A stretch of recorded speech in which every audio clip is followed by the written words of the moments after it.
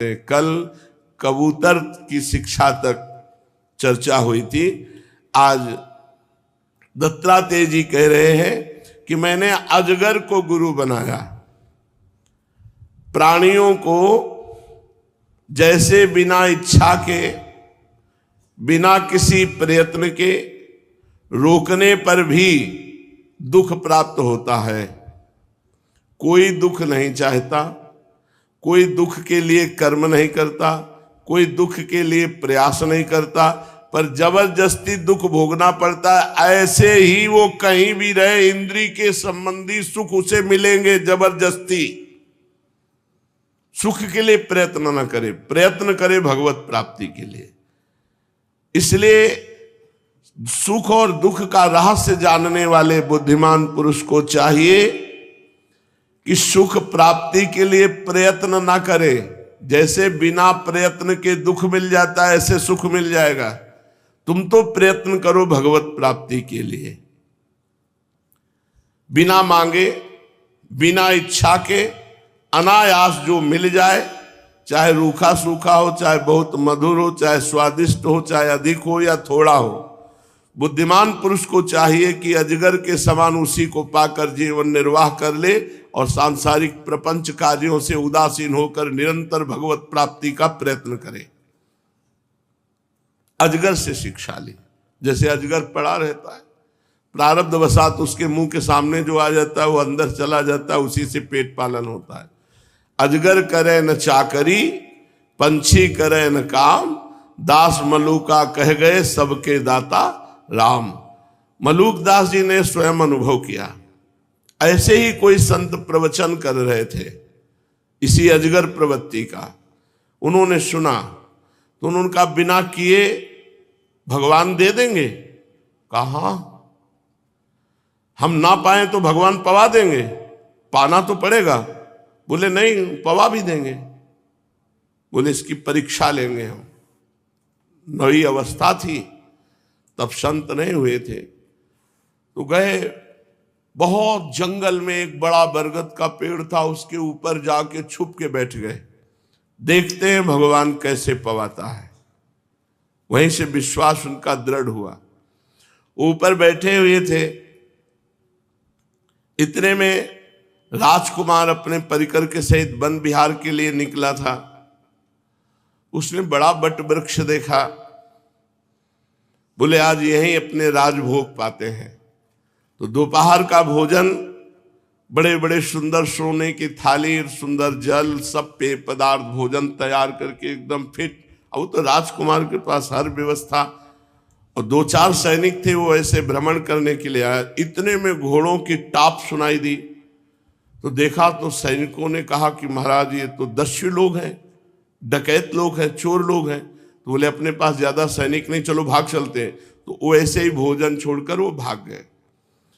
वो चोर लोग वहां आए, डकैत लोग, उन्होंने देखा सुंदर थाली सजी हुई भोजन की। बोले अच्छा, हमको मारने के लिए वो भोजन लगाकर गायब हो गए हैं, लेकिन उनमें कोई तो होगा जो ये देखने के लिए होगा कि हम लोग भोजन कैसे पाते हो, फिर तड़प तड़प के मरते हैं। खोजो उसको जिसने भोजन लगाया, जबरदस्ती उसको पवाओ। अब खोजने को शुरू किया तो ऊपर पेड़ में भी देखा तो ऊपर मलूक दास जी बैठे थे। बोले इनको उतारो। अब बंदूक की नोक से उनको नीचे उतारा गया। बोले पाओ। बोले नहीं, हाँ हमारे लिए जहर मिला के रखा है, अपना ना कहता है, जबरदस्ती पाओ। तो उनके आदमी हाथ से उठा के रसगुल्ला पवा रहे, अमुक अमुक चीज पर। वो कह रहे मान गए प्रभु, मान गए कि आप बिना पाए भी पवा देते हो। बोले जब पूरा ठास ठास के पवा दिया, बोले अब मरने दो इसको यहीं। वो छोड़ के चले, वो नाच पड़े। प्रभु बड़े विचित्र हो आप, राज भोग और वो भी अपने हाथ से हमको पवाया, धन्य है प्रभु। तभी लिखा उन्होंने, अजगर करे न चाकरी, पंछी करे न काम, दास मलूका कह गए सबके दाता राम। उसी दिन से उन्होंने संन्यास ले लिया और बहुत बड़े सिद्ध महापुरुष मलूक दास जी हुए। यदि भोजन ना मिले तो जैसे अजगर कई दिन तक भूखा रहता है, ऐसे प्रारब्ध समझ करके कोई चेष्टा ना करे, बहुत दिन तक भूखा ही पड़ा रहे। ये मैंने अजगर से शिक्षा ली। शरीर में मनोबल, इंद्रिय बल, देह बल तीनों हो तब भी निश्चेष्ट रहे, निद्रा रहित होने पर भी सोया हुआ सा रहे, और कर्मेंद्रियों के होने पर भी उनसे कोई चेष्टा न करे। राजन, मैंने अजगर से शिक्षा ग्रहण की। फिर मैंने समुद्र को गुरु बनाया। साधक को सदैव अथाह भाव वाला होना चाहिए, इतना प्रसन्न और गंभीर कि कोई जान ही न पावे कि आखिरकार ये चीज क्या है। इतना गंभीर रहना चाहिए, अपने को गुप्त रखना चाहिए कि कोई कितनी भी था लेना चाहे जैसे समुद्र की कोई था नहीं पा सकता, ऐसे साधु की कोई था नहीं पा सकता कि है क्या ये।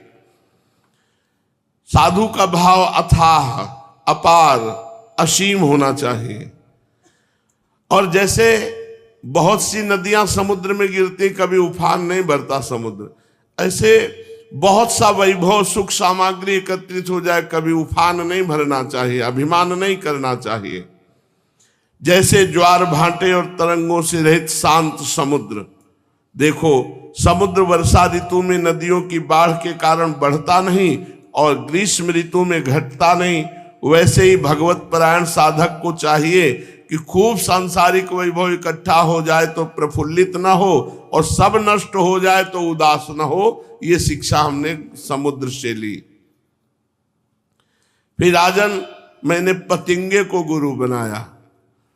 पतिंगे से शिक्षा ली कि जैसे वो रूप पर मोहित होकर आग में कूद पड़ता है, जल मरता है, वैसे ही साधक जब अपनी इंद्रियों को वश में नहीं रखता तो स्त्री को देखकर उसके हाव भाव पर लट्टू हो जाता है और घोर अंधकार में, नरक में गिरकर अपना सत्यानाश कर लेता है। सचमुच स्त्री देवताओं की वह माया है जिससे जीव भगवान या मोक्ष प्राप्ति से वंचित रह जाता है। जो मूल कामिनी, कंचन, गहने, कपड़े आदि नाशवान माइक पदार्थों में फंसा हुआ है और जिसकी संपूर्ण चित्तवृत्ति उनके उपभोग के लिए ही लालायित है, वह अपनी विवेक बुद्धि खोकर पतिंगे के समान नष्ट हो जाता है। मैंने ये पतिंगे से शिक्षा ग्रहण की कि कभी किसी रूप पर आसक्त नहीं होना चाहिए, नहीं पतिंगा जैसे लौ पर आसक्त होकर नष्ट हो जाता है, ऐसे वो किसी रूप पर आसक्त होकर नष्ट हो जाएगा।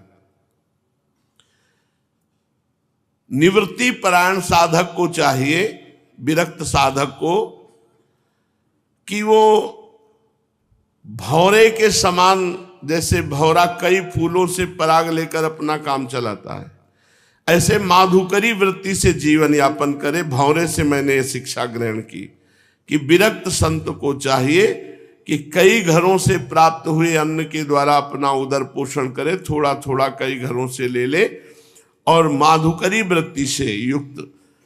अगर वो एक घर में लेगा तो जैसे भौरा कमल में आसक्त हो जाता है तो फिर उसी में बंध जाता है और नष्ट हो जाता है, ऐसे विरक्त को चाहिए किसी एक गृहस्थ से कई दिन तक बराबर भोजन न करे।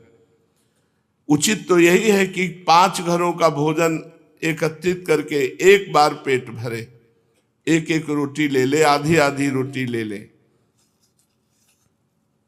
जिस प्रकार भौरा विभिन्न पुष्पों से चाहे छोटे हो या बड़े उनका सार संग्रह करता है, वैसे ही बुद्धिमान पुरुष को चाहिए छोटे बड़े शास्त्रों से उनका सार निचोड़ ले। राजन, फिर मैंने मधुमक्खी को गुरु बनाया। मधुमक्खी से ये शिक्षा ग्रहण की है कि विरक्त को दूसरे दिन के लिए कोई वस्तु संग्रह नहीं करनी चाहिए। वो पात्र में या हाथ में भोजन ले ले और जितना पेट में रख पावे उतना रख ले। अगर संग्रह करेगा तो मारा जाएगा। जैसे मधुमक्खी खूब इकट्ठा करती मेहनत करके शहद, और शहद लेने वाला आता है मधुमक्खियों को भी मारता है और शहद भी ले जाता है, ऐसे यदि विरक्त होकर धन वैभव नाना प्रकार की सामग्री संग्रह करेगा तो मारा जाएगा, काल के द्वारा नष्ट कर दिया जाएगा। उसके हृदय में इन सब से राग हो जाता है, इतना बड़ा महल हमारा, इतना रुपए, इतने शिष्य, इतना वैभव, अब मरने के समय इसी राग से उसकी दुर्गति हो जाती है। फिर राजन मैंने हाथी को गुरु बनाया। उससे ये शिक्षा ली कि विरक्त संत को काठ की बनी हुई स्त्री का भी स्पर्श नहीं करना चाहिए। यदि वो ऐसा करेगा तो हाथिनी के अंग संग से जैसे हाथी बांध दिया जाता है वैसे बंध जाएगा। हाथी पकड़ने वाले एक ऐसे हाथी नकली हाथिनी बनाते हैं और भारी गड्ढा करके ऊपर से ऐसे लकड़ी पाट करके उसमें हाथिनी खड़ा कर देते हैं। और जंगल में कामाशक्त हाथी जब हाथिनी को देखता है, उसके नजदीक आता है तो वहां पोला होता है, गड्ढे में गिर जाता है, उसे जंजीरों से बांध करके अपने अधीन कर लेते हैं। तो जैसे हाथिनी के अंग संग की लालसा से हाथी बंध जाता है, वैसे ही विरक्त यदि स्त्री का स्पर्श करेगा तो उसकी आसक्ति में बंध जाएगा।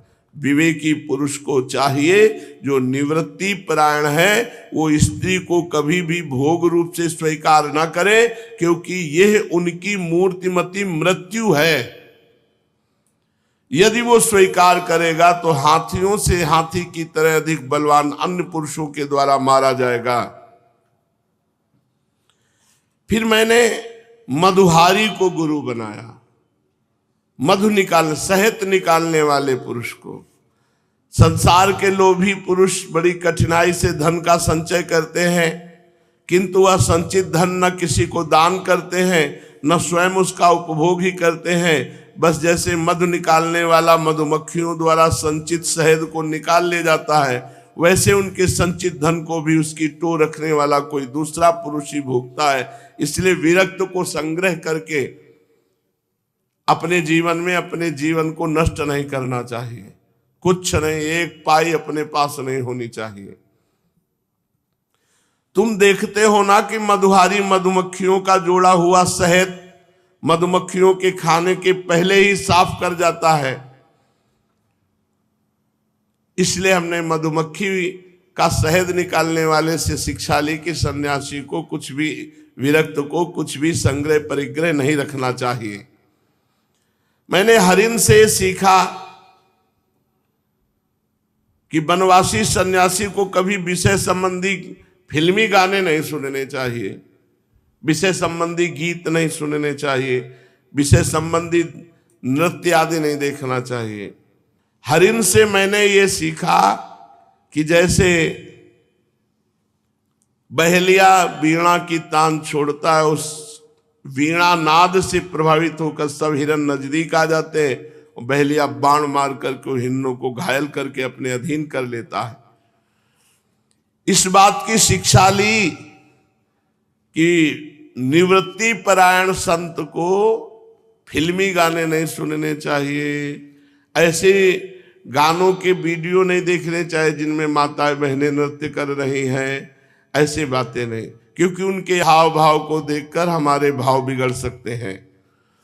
देखो, तुम्हें इस बात का पता है कि हरणी के गर्भ से पैदा हुए श्रृंगी ऋषि स्त्रियों के गाना बजाना को ही देख करके वो कठपुतली बन गए उनके हाथ की।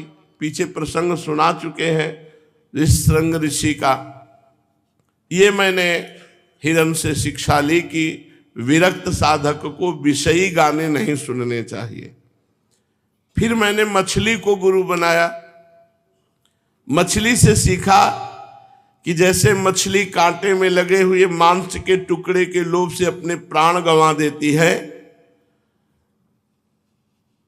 वैसे ही ये भोग जो है ये दुर्बुद्धि मनुष्य को मत कर व्याकुल कर देते हैं और जिह्वा के वश में हो जाते हो, मारा जाता है।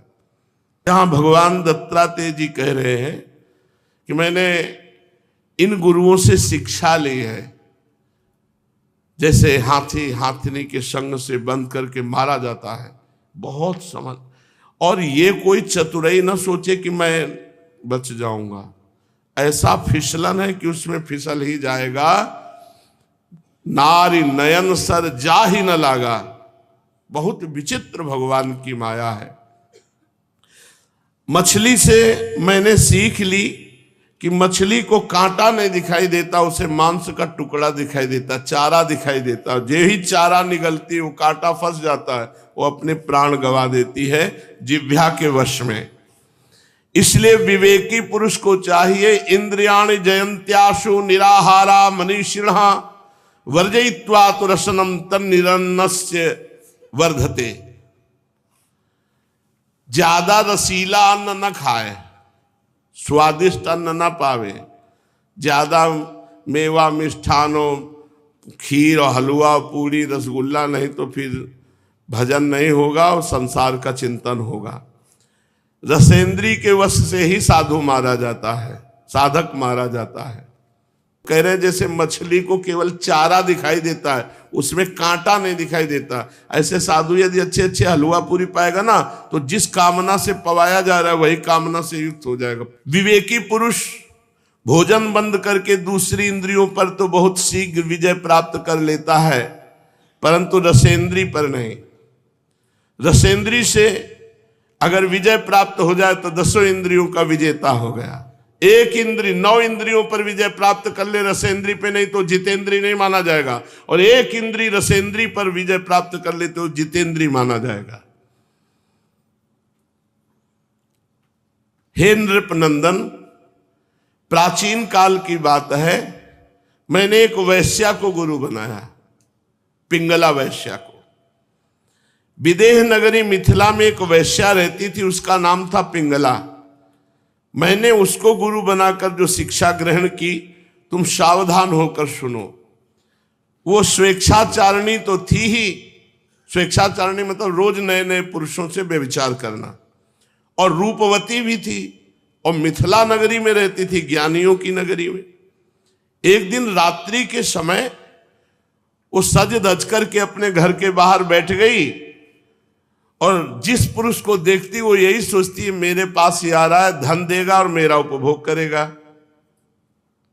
हे राजन, वैश्या को पुरुष की नहीं कामना थी, धन की कामना थी। आएगा, धन देगा और मेरा उपभोग करेगा। अब इतनी कामना दृढ़ हो गई कि जो पुरुष आता उसको वो सोच लेती ये मेरे पास ही आ रहा, फिर वो निकल जाता।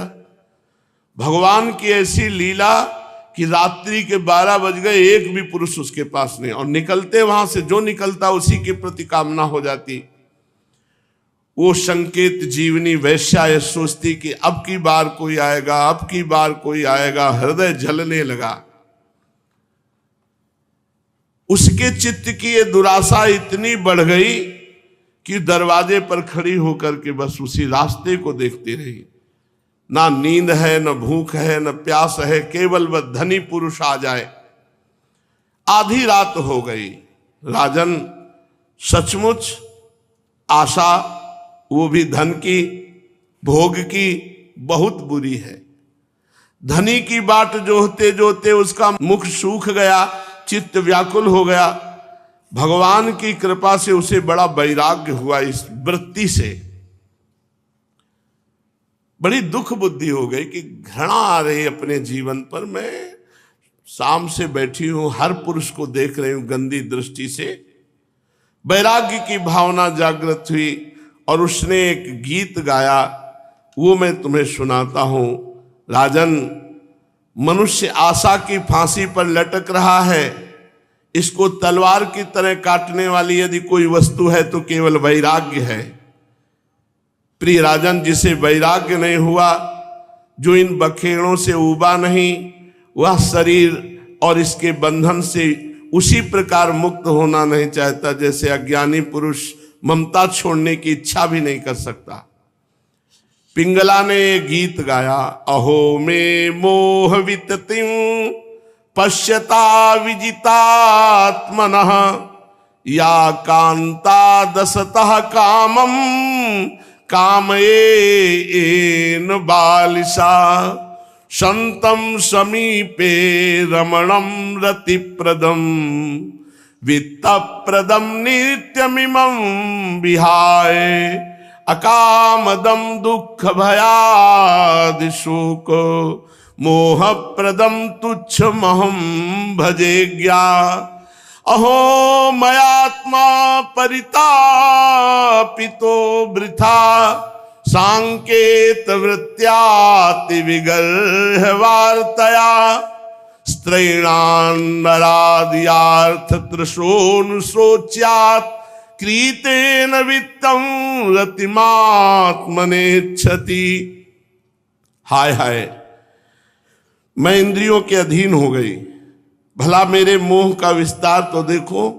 मैं इन दुष्ट पुरुषों से जिनका कोई अस्तित्व ही नहीं है, इनसे लालसा करती हूं विषय सुख की। कितने दुख की बात है, सचमुच मैं मूर्ख हूं। देखो तो सही, मेरे निकट से निकट हृदय में मेरे सच्चे स्वामी भगवान श्री हरि विराजमान हैं। वे भगवान वास्तविक प्रेम सुख और परमार्थ का सच्चा धन भी देने वाले हैं। अरे जगत के पुरुष अनित्य हैं, वे भगवान नित्य हैं। हाय हाय, मैंने तो भगवान को छोड़ दिया और तुच्छ मनुष्यों का सेवन किया, जो मेरी आज तक एक भी कामना पूरी नहीं कर सके, उल्टे दुख भय आदि व्याधि शोक और मोह ही देते हैं। ये मेरी मूर्खता की हद है कि मैंने भगवान का सेवन न करके मनुष्यों का सेवन किया। बड़े खेद की बात है कि मैंने अत्यंत निंदनीय आजीविका वैश्यावृत्ति का आश्रय लिया और व्यर्थ में अपने शरीर और मन को क्लेश दिया, पीड़ा पहुंचाई। हाय, मेरा यह शरीर बिक गया। लंपट लोभी निंदनीय मनुष्यों ने इसे भोगा। मैं इतनी मूर्ख हूं कि इसी शरीर से धन और रति सुख चाहती हूं। मुझे धिक्कार है। क्या है ये शरीर? इसमें हड्डियों के टेढ़े तिरछे बांस और खंभे लगे हुए हैं, चाम रोम नाखूनों से छाया गया। इसमें 9 दरवाजे हैं जिनसे मल निकलते रहते हैं। इसमें संचित संपत्ति के नाम पर केवल मल और मूत्र है। मेरे अतिरिक्त ऐसी कौन स्त्री है जो इस स्थूल शरीर को अपना प्रिय समझकर सेवन करेगी? यूं तो ये विदेहों की जीवन मुक्तों की नगरी है, परंतु इसमें मैं ही सबसे मूर्ख और दुष्ट हूं, क्योंकि अकेली मैं ही तो आत्मदानी अविनाशी एवं परम प्रीतम परमात्मा को छोड़कर दूसरे पुरुषों की अभिलाषा करती हूं। मेरे हृदय में विराजमान प्रभु समस्त प्राणियों की हितैषी सुहृद प्रीतम स्वामी और मेरी आत्मा है। अब मैं अपने आप को देकर भगवान को खरीद लूंगी और इनके साथ वैसे ही विहार करूंगी जैसे लक्ष्मी जी करती है। अरे मेरे मूर्ख चित्त, तू बतला तो सही, जगत के विषय भोगों ने और उनके देने वाले पुरुषों ने तुझे कितना सुख दिया है? अरे वे स्वयं पैदा होते हैं और मर जाते हैं, वो मुझे क्या सुख देंगे? मैं केवल अपनी ही बात नहीं कहती, केवल मनुष्यों की भी नहीं, क्या देवताओं ने भी भोगों के द्वारा अपनी पत्नियों को संतुष्ट कर दिया? वे बेचारे तो स्वयं काल के गाल में पड़े पड़े करा रहे हैं। अवश्य ही मेरे किसी शुभ कर्म का उदय हुआ और भगवान मुझ पर प्रसन्न हुए, तभी तो दुराशा से मुझे इस प्रकार वैराग्य हुआ। अवश्य आज मेरा परम सुखमय दिन है कि मुझे संसार से वैराग्य हो गया। यदि मैं मंदभागिनी होती तो मुझे ऐसे दुख ही ना उठाने पड़ते जिनसे वैराग्य होता है। मनुष्य वैराग्य के द्वारा ही घर आदि के सब संबंधों को काटकर शांति लाभ करता है। अब मैं भगवान का ये कृपा उपकार आदर पूर्वक सिर झुकाकर स्वीकार करती हूं और आज के बाद नियम लेती हूं कि विषयों की दुराशा को कभी स्वीकार नहीं करूंगी। कितना कृपा हुआ! अगर अनुकूलता मिल जाती तो बात नहीं बनती, प्रतिकूलता मिली तो आज मैं नियम लेती हूं कि आज के बाद कभी विषय भोग नहीं करूंगी और जगदीश्वर भगवान श्री हरि की शरण ग्रहण करती हूं। अब मुझे प्रारब्ध के अनुसार जो कुछ मिल जाएगा उसी से निर्वाह कर लूंगी और बड़े संतोष और श्रद्धा के साथ रहूंगी। मैं आज के बाद किसी पुरुष की तरफ आंख उठाकर नहीं देखूंगी। अपने हृदय में विराजमान आत्मस्वरूप भगवान के साथ विहार करूंगी। ये जीव संसार के कुएं में गिरा हुआ है, विषयों ने इसे अंधा बना दिया है, काल रूपी अजगर ने इसे अपने मुंह में दबा रखा है। अब भगवान के सिवा कोई दूसरा रक्षा कर ही नहीं सकता। जिस समय जीव समस्त विषयों से विरक्त हो जाता है उस समय स्वयं ही अपनी रक्षा कर लेता है। इसलिए बड़ी सावधानी से ये देखते रहना चाहिए कि जगत काल रूपी अजगर से ग्रस्त है।